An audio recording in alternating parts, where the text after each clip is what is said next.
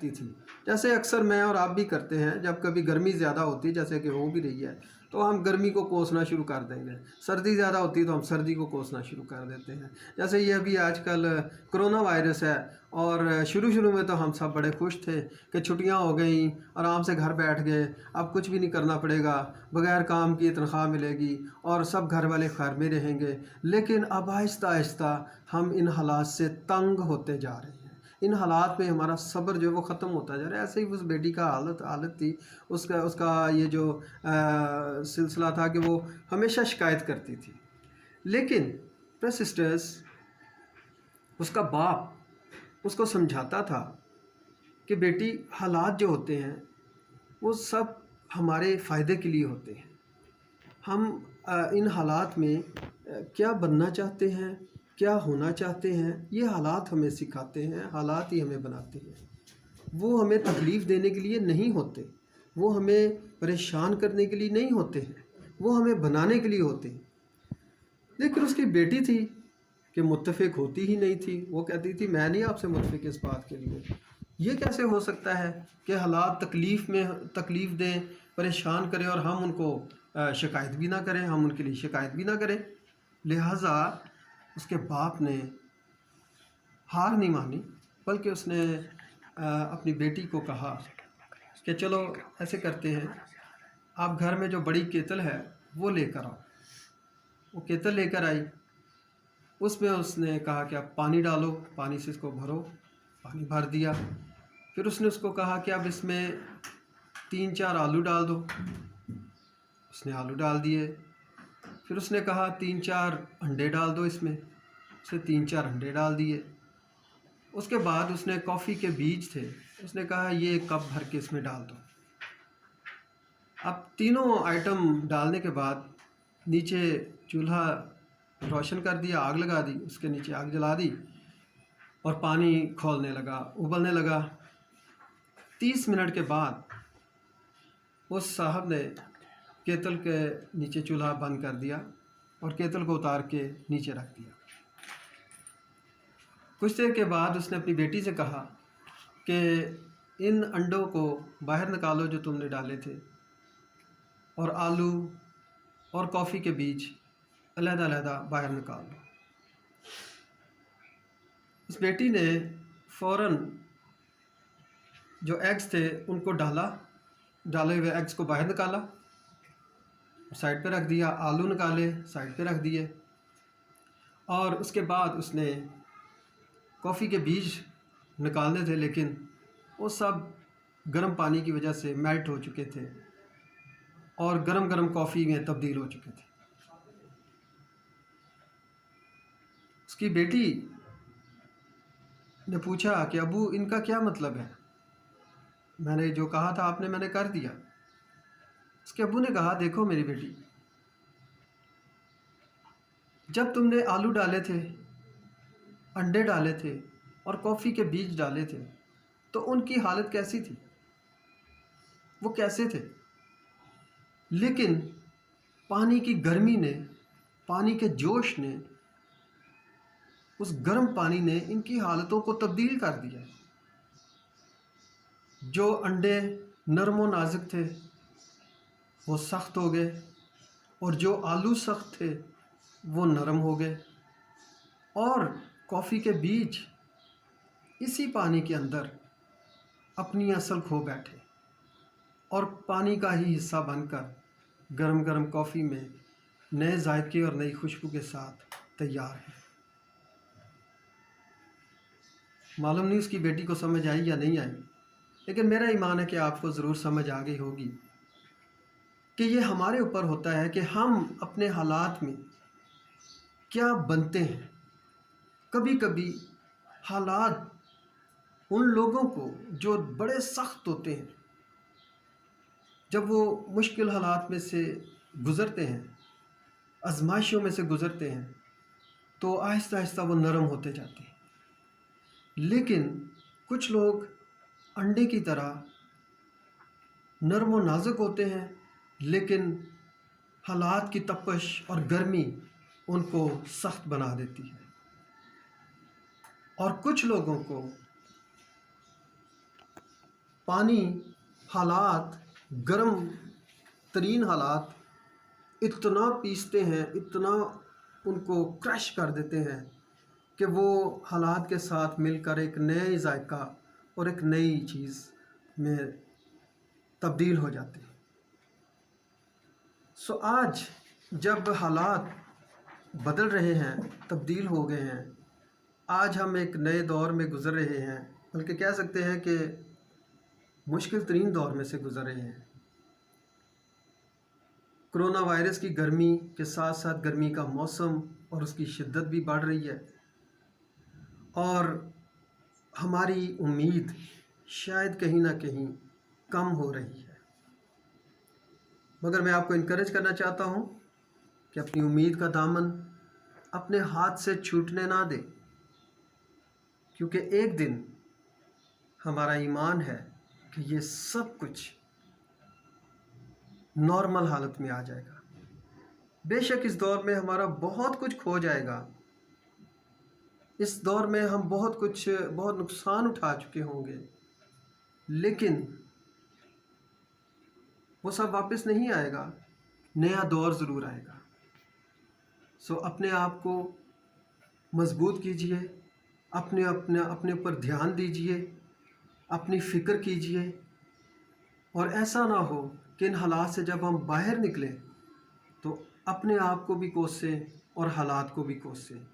یہ حالات ہمارے لیے باعث برکت ہے، کیونکہ یہ ہمیں سکھا رہے ہیں، بنا رہے ہیں، بتا رہے ہیں، دکھا رہے ہیں کہ جب ہم ان میں سے گزر کر باہر نکلیں گے، جب ہم ان میں سے گزر چکے ہوں گے، تو پھر ہم کیا ہوں گے۔ برادرز سسٹرز، آج کے پیغام کا عنوان بھی یہی ہے کہ موجودہ حالات میں میری اور آپ کی بناوٹ، موجودہ حالات میں میری اور آپ کی بناوٹ۔ سو آئیے خدا کے کلام میں پڑھتے ہیں، پہلا سلاطین 1 باب 1 سے 9 آیات۔ پہلا سلاطین 1 باب 1 سے 9 آیات۔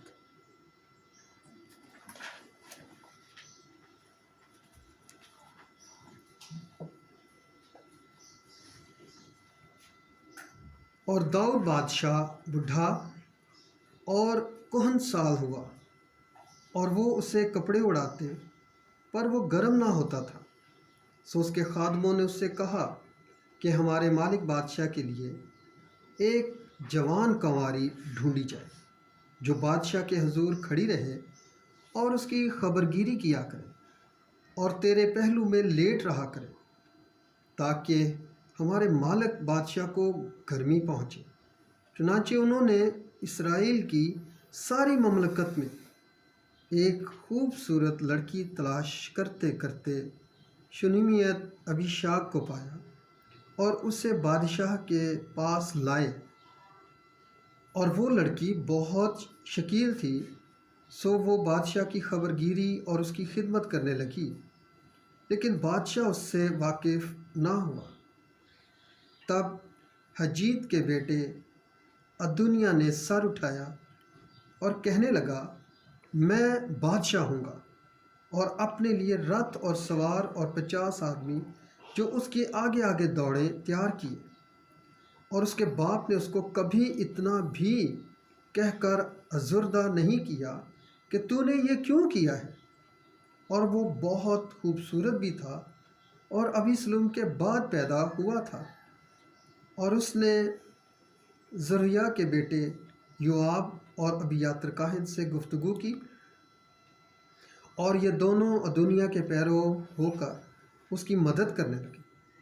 لیکن صدوق کاہن اور یہویدا کے بیٹے بنایا اور ناتن نبی اور سمی اور رئی اور داؤد کے بہادر لوگوں نے ادونیہ کا ساتھ نہ دیا، اور ادونیہ نے بھیڑیں اور بیل اور موٹے موٹے جانور زہلت کے پتھر کے پاس جو عین راجل کے برابر ہے ذبح کیے، اور اپنے سب بھائیوں یعنی بادشاہوں کے بیٹوں کی اور سب یہودا کے لوگوں کی جو بادشاہ کے ملازم تھے دعوت کی۔ پر ناتن نبی اور بنایا اور بہادر لوگ اور اپنے بھائی سلیمان کو نہ بلایا۔ خداوند کے زندہ پاک کلام کے پڑھے سنے اور قبول کیے جانے پر اس کی برکت ہو۔ So brothers sisters، یہ حوالہ ہمیں بتاتا ہے کہ داؤد بادشاہ جس سلطنت کا بادشاہ تھا، یعنی اسرائیل کا بادشاہ، وہ کافی زیادہ مشکلات کا شکار ہو چکی تھی، کیونکہ بائبل میں ہم نے پڑھا کہ داؤد جو تھا وہ بوڑھا ہو چکا تھا، عمر رسیدہ ہو چکا تھا اور مرنے کے قریب تھا۔ اور یہ ایک یقینی حالت ہوتی ہے کہ جب انسان بڑھاپے کی طرف جاتا ہے تو وہ موت کے بارے میں زیادہ سوچتا ہے، حالانکہ اس کے سوچنے یا نہ سوچنے سے موت ٹال نہیں سکتی۔ آپ سوچیں نہ سوچیں، اس سے کوئی فرق نہیں پڑے گا۔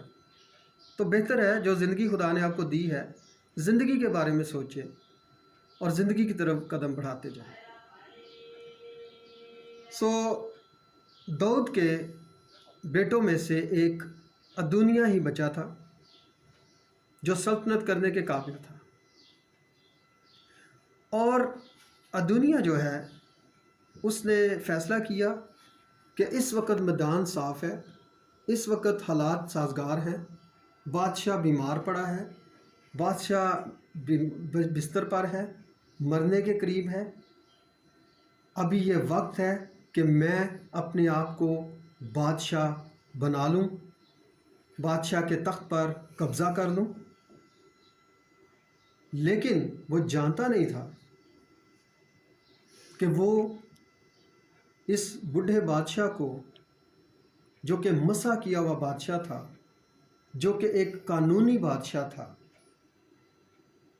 اس کو انڈر ایسٹیمیٹ کر رہا ہے۔ ادونیہ نے یہ حرکت کیوں کی؟ کیوں ادونیہ اپنے ہی باپ کے تخت کے خلاف بغاوت کے لیے کھڑا ہو گیا؟ اس سے پہلے ابی سلوم نے بغاوت کی اور وہ مارا گیا،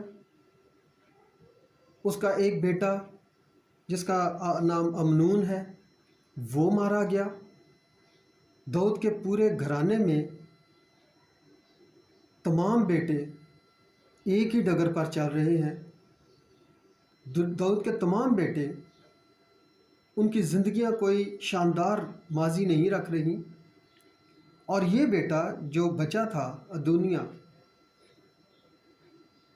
اس کا بھی یہی حال ہے۔ ایک بیٹا ضرور اس کا تھا سلیمان، لیکن داؤد جب تک بادشاہ تھا کوئی بادشاہ نہیں بن سکتا تھا۔ اب یہ داؤد کو فیصلہ کرنا تھا کہ وہ ادونیہ کو بادشاہ بنانا چاہتا ہے یا سلیمان کو۔ لیکن ادونیہ نے سوچا کہ معلوم نہیں میرے ساتھ کیا ہوگا، میں خود ہی بادشاہ بن جاتا ہوں۔ اور پھر ہم نے پڑھا بائبل میں کہ ادونیہ نے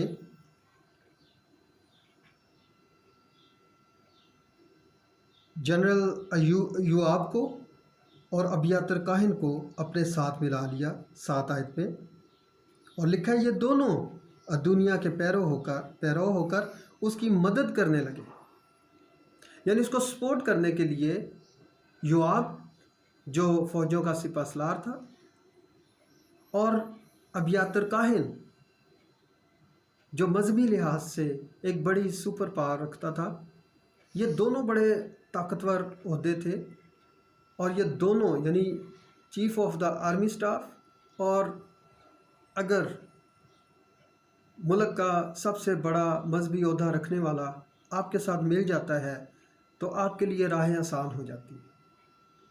ادونیہ کے لیے یہ آسان ہو گیا تھا، اور ادونیہ فطری طور پر وہ ایک باغی بیٹا تھا، باغی بیٹا۔ لیکن اس کو بنایا کس نے، یہ زیادہ اہم ہے۔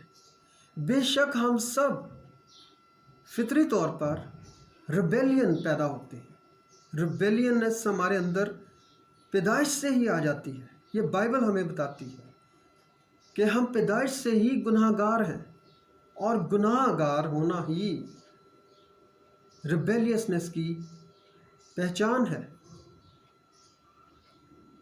باغی ہونا کیا ہوتا ہے؟ باغی ہونے کا مطلب ہے اپنے اختیار والوں کے مخالف چلنا، اپنے اختیار والوں کو چیلنج کرنا، اپنے اختیار والوں کے خلاف چلنا۔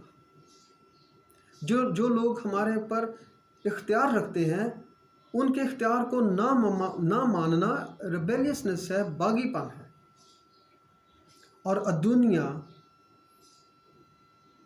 باغی تھا۔ یہ باغی پن ہمارے اندر کے باغی پن کی وجہ سے ہی پیدا ہوتا ہے۔ مگر سب سے پہلی چیز جس نے ادونیہ کو باغی پن میں مدد کی کہ وہ مزید اپنے باغی پن میں بڑھتا جائے، مضبوط ہوتا جائے، وہ بہت خاص چیز ہے، اور وہ ہے اس باب کی 5 آیت میں لکھا ہے، تب حجیت کے بیٹے ادونیہ نے سر اٹھایا اور کہنے لگا، میں بادشاہ ہوں گا، میں بادشاہ ہوں گا۔ یعنی یہ الفاظ اگر آپ کو یاد ہیں یا نہیں تو میں آپ کی یاد دہانی کے لیے آپ کو بتا دوں کہ یسایہ 14 باب اور اس کی 12 سے 15 آیات میں جب لوسیفر ابھی ابلیس نہیں بنا تھا، ابھی شیطان نہیں بنا تھا، تو اس نے یہ الفاظ استعمال کیے تھے کہ میں اپنا تخت خدا کے تخت سے بھی اوپر لگاؤں گا اور میں بادشاہ بن جاؤں گا۔ جیسے الفاظ اس وقت لوسیفر نے، ابلیس نے، شیطان نے صرف خدا کا تخت حاصل کرنے کے لیے، خدا کے تخت پر قبضہ کرنے کے لیے استعمال کیے، سیم وہی الفاظ آپ یہاں دیکھتے ہیں۔ اس کا مطلب کہ دنیا کے اندر سیم وہی روح کام کر رہی تھی جو اس وقت لوسیفر کے اندر کام کر رہی تھی، یعنی شیطان کی روح، ابلیس کی روح۔ یہ الفاظ ابلیس کو پریزنٹ کر رہے ہیں کہ میں بادشاہ ہوں گا، جبکہ وہ ابھی بادشاہ نہیں تھا۔ اس نے تیاری بھی کر لی، یعنی اپنے لیے رتھ اور سوار اور 50 آدمی جو اس کے آگے آگے دوڑے تیار کیے، یعنی وہ مکمل طور پر اپنے آپ کو بادشاہ کی طرح دیکھنا بھی شروع ہو گیا، وہ اپنے آپ کو بادشاہ کی طرح بنانا بھی شروع ہو گیا۔ اس نے اپنے آپ کو بس اعلان کرنا کافی رہ گیا تھا، باقی اس نے ساری تیاری مکمل کر رہی تھی، اور وہ بادشاہ بننے کے لیے اپنے آپ کو تیار کر رہا تھا کہ اس کے مشکل وقت کے ساتھی بھی، جو اس کے مشکل وقت کے دور کے وفادار تھے، انہوں نے بھی ساتھ چھوڑ کر اس باغی کا ساتھ دینا شروع کر دیا۔ برادرز سسٹرز،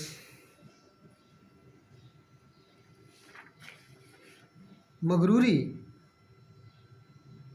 ایک ایسا گناہ ہے جس نے مجھے اور آپ کو خدا کا گناہ گار بنایا۔ یہ مغروری ایسی گناہوں کی ماں ہے جو ہمیں خدا کے خلاف باغی پن پر اکساتی ہے۔ باغی پن نظر نہیں آتا لیکن ہوتا ہے۔ برادرز سسٹرز، ہمارے پاس جب خدا خود چل کر آتا ہے اور ہمارے ساتھ بات کرتا ہے اور ہمیں دعوت دیتا ہے اور وہ ہمیں اپنے ساتھ رکھنا چاہتا ہے، اپنے ساتھ ملانا چاہتا ہے، تو ہمارا جواب اس کے لیے کافی نہیں ہے کہ ہم مغرور ہیں اور خدا کے خلاف باغی ہیں۔ اگر آپ اس کے باوجود میرے ساتھ متفق نہیں ہوتے ہیں تو یہ آپ کا فیصلہ ہے، لیکن کتنی مرتبہ میں نے اور آپ نے خدا کو ایسے سمجھا جیسے وہ ہمارا ملازم ہوتا ہے، جیسے کسی دروازے پر آئے ہوئے بھکاری کو ہم برا بھلا کہہ کر اس کو بھگا دیتے ہیں۔ کیا ایسا سلوک آج بھی ہم خداوند یسوع کے ساتھ نہیں کر رہے؟ اور پھر بھی ہم کہیں کہ ہم باغی نہیں ہیں، ہم مغرور نہیں ہیں، ہم اس مطلق العنان بادشاہ، خداوندوں کے خدا، اس کائنات کے کل بادشاہ کو چیلنج کرتے ہیں۔ کیا ہم مغرور نہیں ہیں؟ اور دنیا کی طرح ہم چیلنج نہیں کر رہے؟ ہم اس کے خلاف چلتے ہیں اور اس کو چیلنج کرتے ہیں کہ وہ ہمارا بگاڑ کے دکھائے، وہ ہمارا کچھ بھی نہیں بگاڑ سکتا، وہ ہمیں تکلیف دے کر دیکھے۔ سو برادرز سسٹرز، آج بھی جب ہم دوستوں کو دعوت دیتے ہیں کہ آئیں اور مفت بائبل اسٹڈی کے ذریعے سے کیسے آپ ایک مسیحی زندگی گزار سکتے ہیں، تو وہ بڑے مغرورانہ انداز سے، بڑے باغی پن جیسے انداز سے انکار کر دیتے ہیں، کبھی پیار سے اور کبھی تحقیر آمیز رویے کے ساتھ۔ یہاں کلیسیا میں، چرچ میں ہمیں مفت مشورے ملتے ہیں، مفت نصیحت ملتی ہے، مفت کونسلنگ ہوتی ہے، مفت ہماری فکر کی جاتی ہے، لیکن اس کے باوجود ہم کتنا کلیسیا کی قدر کرتے ہیں، ہم کتنا کلیسیا کو ریسپیکٹ کرتے ہیں، کتنا مسیح کے بدن کو عزت دیتے ہیں، اسی سے پتہ چل جائے گا کہ آج بھی ہم اپنی فطرت میں باغی ہونے کے ساتھ ساتھ مغرور اور خدا کے گناہ گار ہیں یا نہیں۔ سسٹرز،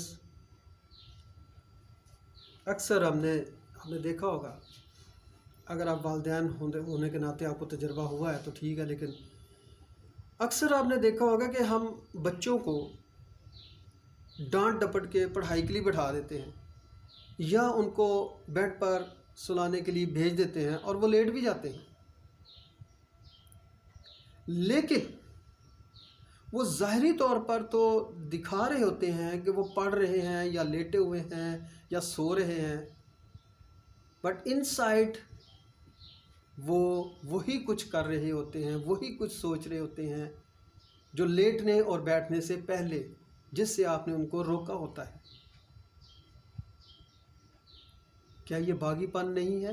یہ باغی پن ہے۔ یہ حالت باغی پن کے بارے میں بتاتی ہے کہ ہم اندر سے کتنے باغی ہیں۔ کبھی کبھی مسیحی زندگی میں ہم دکھاتے ایسے ہیں کہ ہم بہت فرما بردار ہیں، لیکن ان سائڈ اپنے اندر ہم نے نافرمانی کا ادھم مچایا ہوتا ہے۔ ہم دل سے متفق نہیں ہوتے، تیار نہیں ہوتے، اندر ہی اندر ایک کشتی چل رہی ہوتی ہے، اور یہ وہ فطرت ہے جو ہمارے اندر باغی پن کی صورت میں پائی جاتی ہے۔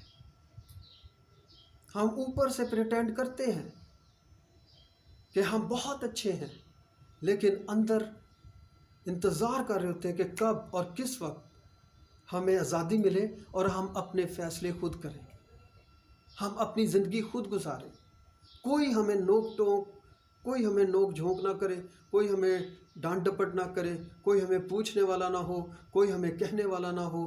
اندر سے ہم یہ چیز کی تلاش میں ہیں، اور اوپر سے ہم بڑے فرما بردار، بڑے راست باز اور بڑے ہی معصوم نظر آتے ہیں، اور ہو بھی سکتا ہے کچھ لوگ واقعی ایسے اندر سے بھی اور باہر سے بھی، لیکن ان کی تعداد بڑی کم ہے۔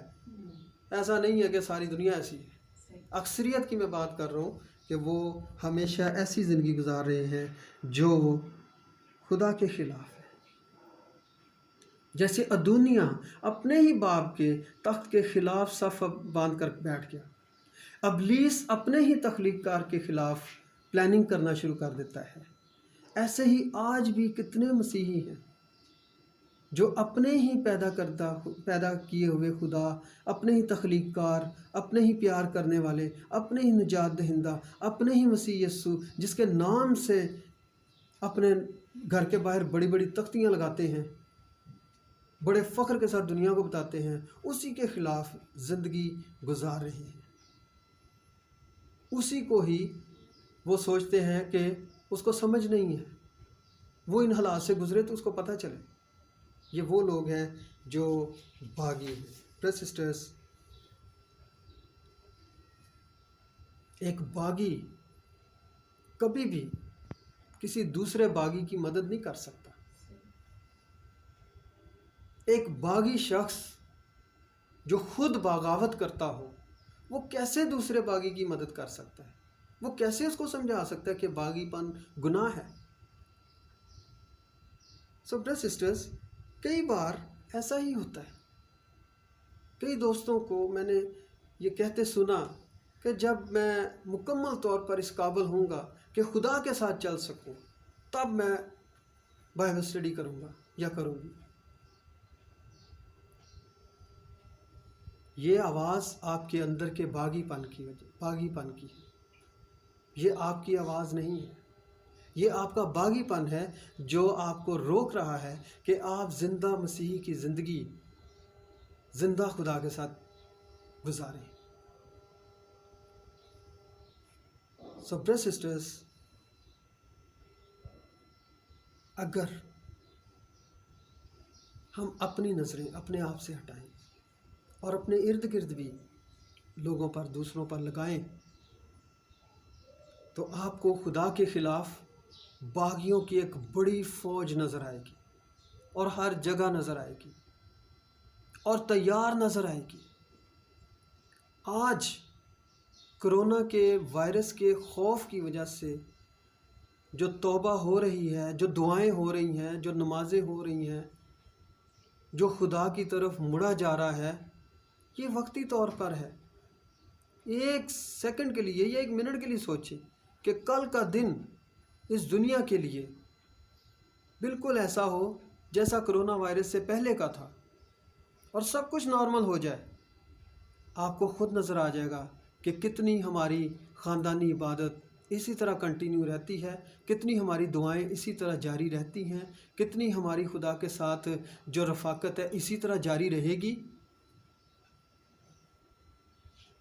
اگر آپ کا جواب نا میں ہے، اگر آپ سوچتے ہیں کہ واقعی مشکل ہے اس کو کنٹینیو کرنا، تو پھر سوچ لیجئے کہ آج آپ کیا خدا کو دھوکہ دے سکتے ہیں؟ برادرز سسٹرز، فرانسیسی تاریخ دان لوئس بلانک نے کہا، جب وہ اپنی زندگی کے آخری ایام میں تھا اور ڈیتھ بیڈ پر تھا، تو اس نے اپنے آخری وقت میں جو کہا وہ بڑا اہم تھا۔ اس نے کہا، جب میں پیدا ہوا تھا تو میں نے نرس کے ہاتھوں میں اپنے باغی پن کا اظہار کیا۔ جب تھوڑا سا بڑا ہو گیا، بچہ ہو گیا، تو میں اسکول میں چلا گیا، وہاں میں اپنے استادوں کا باغی ہو گیا۔ میں نے اپنے استادوں کے ساتھ باغی پن اختیار کیا، اور جب میں جوان ہوا تو اپنے ماں باپ کے خلاف ہو گیا اور ان کے خلاف اپنے باغی پن کا استعمال کیا۔ اور جب میں ایک ایسا مرد بن گیا جو ذمہ دار، میچور تھا، تو اپنی ریاست کے خلاف میں باغی ہو گیا۔ اور مسکراتے ہوئے اس نے کہا کہ اگر جب میں مروں گا اور آسمان پر چلا گیا اور وہاں خدا ہوا، تو مجھے یقین ہے کہ میں وہاں پر بھی اس خدا کا باغی ہوں گا۔ اور یہ سچ ہے برادرز سسٹرز کہ اگر ہم پیدائش سے لے کر مرنے تک ایک باغی کی زندگی گزار رہے ہوں گے، تو کبھی بھی نہ سوچئے کہ آپ جنت میں جا کر ایک تابع دار شخص بنیں گے۔ آپ کا باغی پن آپ کو کبھی بھی خدا کے ساتھ رہنے کے قابل چھوڑے گا ہی نہیں۔ سو فیصلہ ابھی کرنا ہے کہ جب آپ زندگی میں اس دنیا سے جائیں گے تو آپ آخر میں کیا ہوں گے؟ جب آپ ان حالات سے باہر نکلیں گے، جب آپ ان حالات کو کراس کر چکے ہوں گے، جب آپ ان آزمائشوں سے باہر آ جائیں گے، تو آپ کیا بنیں گے؟ خدا کے باغی، یا اس وقت کے جو وفادار بنے ہوئے ہیں، یا اس وقت کے جو خدا سے ڈرنے والے بنے ہوئے ہیں، یا اس وقت جو آپ اپنے گھر میں تمام خاندان کو اکٹھا کر کے دعا کرنے میں لگے ہوئے ہیں، یہی رہیں گے یا پھر خدا کے باغی بن جائیں گے؟ آپ کس چیز کا انتظار کر رہے ہیں؟ فیصلہ آپ کو کرنا ہے۔ بس اس دنیا جو تھا یہ بھول چکا تھا کہ سرفرازی خدا کی طرف سے ہوتی ہے۔ ہم اپنی طاقت اور اپنی زور سے کبھی یہ حاصل نہیں کر سکتے، اور ہمارا باغی پن ہمیشہ ہمیں اکساتا ہے کہ ہم اس اصول کو رون ڈالیں، جس کا ذکر زبور 57 اور اس کی 6 سے 7 آیات میں ملتا ہے کہ ہم پڑھ سکتے ہیں زبور 57 اور اس کی 6 سے 7 آیات۔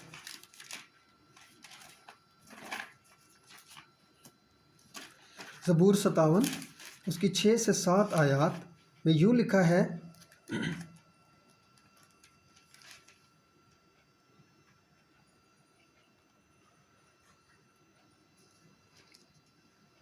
زبور 57 سوری یہ تو غلط ہو گیا، 75 ایک منٹ،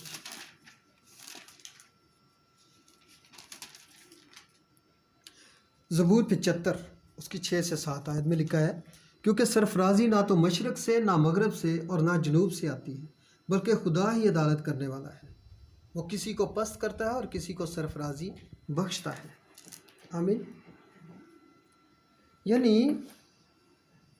یہ ایک بنیادی اصول ہے کہ سرفرازی یا کامیابی یا ترقی وہ خدا کی طرف سے ہے۔ خدا جس کو چاہے سرفراز کر دے، جس کو چاہے پست کر دے، یہ خدا کا طریقہ ہے۔